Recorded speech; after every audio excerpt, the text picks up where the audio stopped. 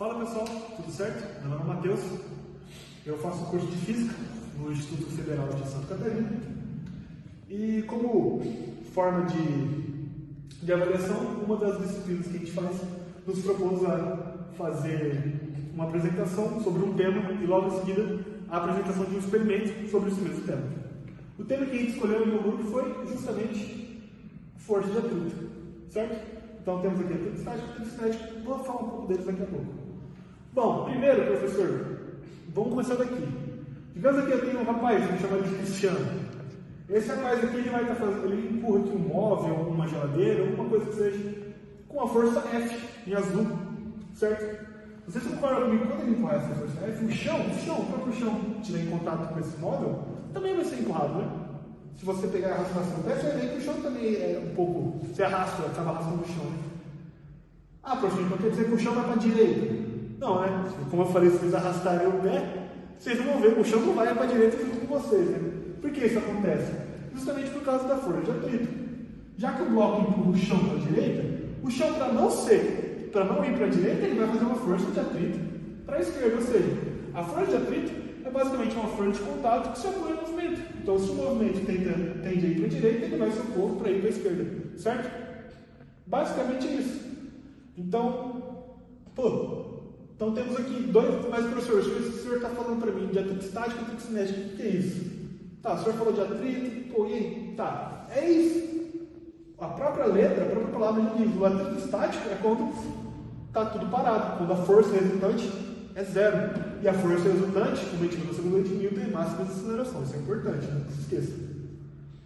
Então, ou seja, então vai ter dois tipos de atrito, professor, então quando tiver movimento, quando tiver parado, vai ter dois tipos de atrito? Exatamente. Nesse caso aqui, tá? Vamos falar que esteja parado.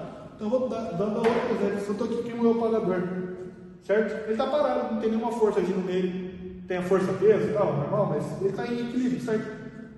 Então vamos falar, no caso do atrito estático. Eu estou fazendo uma força aqui, estou muito pequena, mas eu estou empurrando aqui, confia em mim, eu estou empurrando ele. Mas por que ele não está indo para frente? Igual, né? Por que ele não está fazendo isso aqui, né? Por que ele não está indo para cá?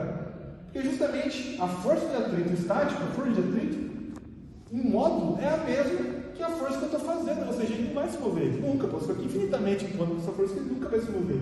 Mas a partir do momento que eu faço uma força superior à força de atrito estático, olha o que acontece?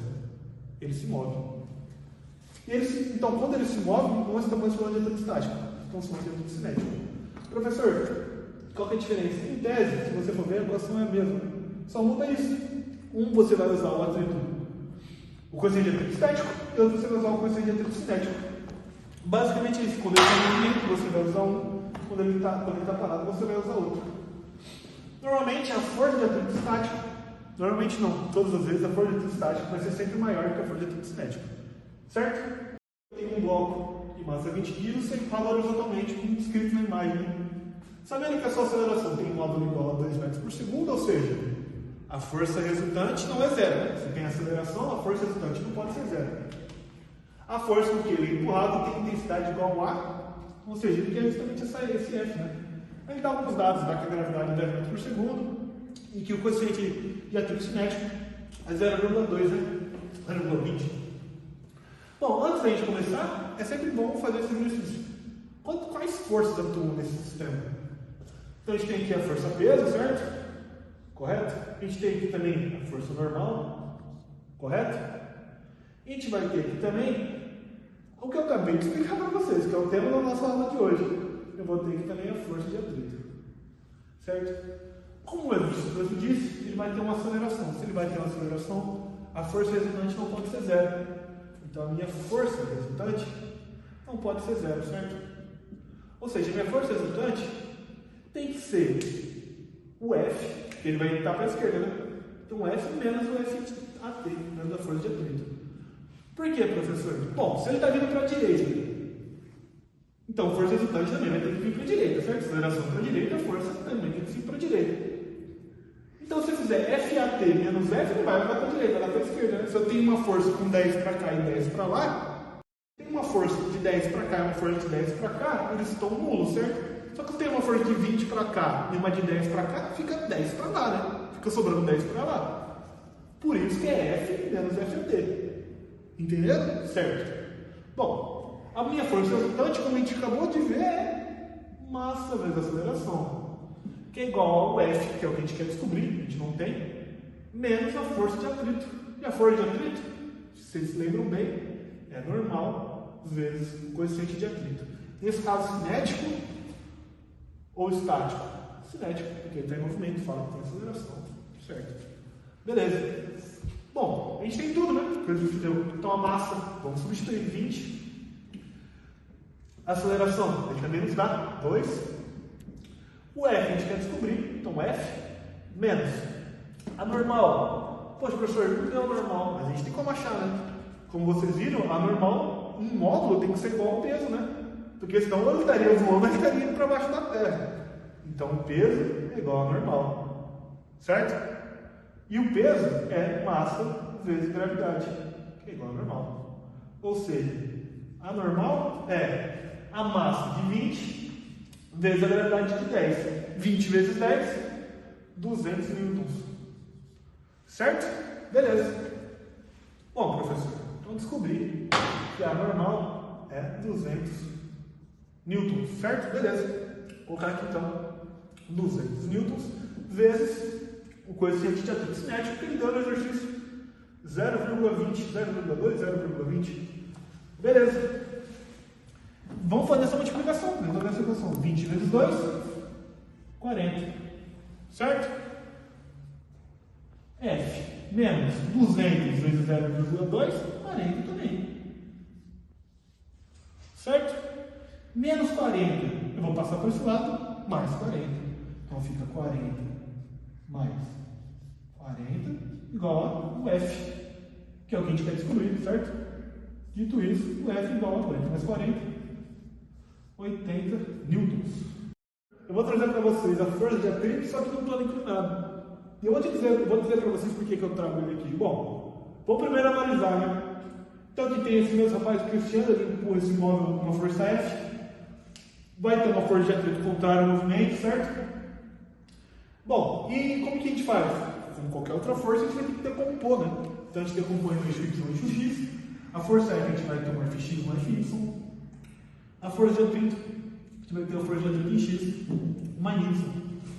E como vocês já sabem de aulas anteriores, quando a gente decompõe, o Fx fica igual a F vezes o cosseno do ângulo teto, que é esse ângulo aqui. E o F de Y fica igual ao F, só que vezes o seno desse ângulo aqui. Professor, por que você trouxe isso? Bom, aqui eu não vou dar muita explicação. Eu só trouxe isso para vocês entenderem que a força de atrito depende do ângulo. A força de atrito depende do ângulo. Dependendo do ângulo que eu colocar, a força vai ser maior ou não. Entendeu? Dito isso, vamos passar para os experimentos que eu acho que vocês vão conseguir entender um pouco melhor isso daqui, como o ângulo influencia no atrito, certo? Pessoal, eu tenho aqui comigo o experimento, né? Eu tenho aqui comigo 2 bloquinhos, massa bem parecidos, vamos dizer que idênticos, tá? Para fins temáticos. Bom, os bloquinhos feitos do mesmo material, os dois são de madeira, certo? Só que esse daqui tem uma peculiaridade. Essa superfície dele, esse lado dele, é de borracha, é superfície de borracha. O que eu quero dizer para vocês? Vocês vão entender o que eu falei, que superfícies diferentes, materiais diferentes, vão ter coeficientes de atritos diferentes. Então, por exemplo, aqui ó, vou pegar ele aqui, ele está no ângulo zero, certo? Vocês conseguem ver aqui? Ele está no ângulo zero. Eu vou aumentar para 5, aumentei para 10, lembrando que esse bloquinho aqui não tem nada, é só madeira. Aumentei para 10 graus, 15 graus, 20 graus, 23, 24 graus, ele já começa a deslizar, como vocês viram. Ou seja, então tem a ver com o ângulo. Conforme eu aumentei o ângulo, começou a acontecer a força. Conforme eu aumentei o ângulo, aumentou a minha força de atrito. Certo? Por exemplo, aqui ó, tem força de atrito, pessoal? Tem. É força de atrito estático, ele está parado. A partir do momento que eu vou aumentando o ângulo, vou aumentando o ângulo, vou aumentando o ângulo, já não é mais estático, é cinético, mas ainda tem atrito. Bom, esse aqui então, como vocês viram, foi mais ou menos 23, 24 graus, por aí. Esse aqui, que é de outra superfície de borracha, a gente vai testar ele. Então vamos ver se vai ser os mesmos 20 e poucos, né? Então aqui ó, 5 graus, 10 graus, 15, 20, 25, 30 graus. Então, quando ele chegou mais ou menos nos 30 graus, ele começou a cair. Pô, professor, mas por que esse daqui com 23 mais ou menos começou a deslizar? Esse aqui com 30 começou a deslizar? Por que não são os mesmos? Porque são materiais diferentes, né, pessoal? Como eu falei, aqui é madeira, aqui apesar de ser madeira, essa superfície de borracha. Ou seja, materiais diferentes, coeficientes de atritos diferentes. Por isso que o ângulo, para ele começar a cair, para ele começar a descer, é maior nesse aqui, porque o material é diferente. Bom, pessoal, é isso. Espero que vocês tenham entendido. Eu agradeço muito a atenção de vocês.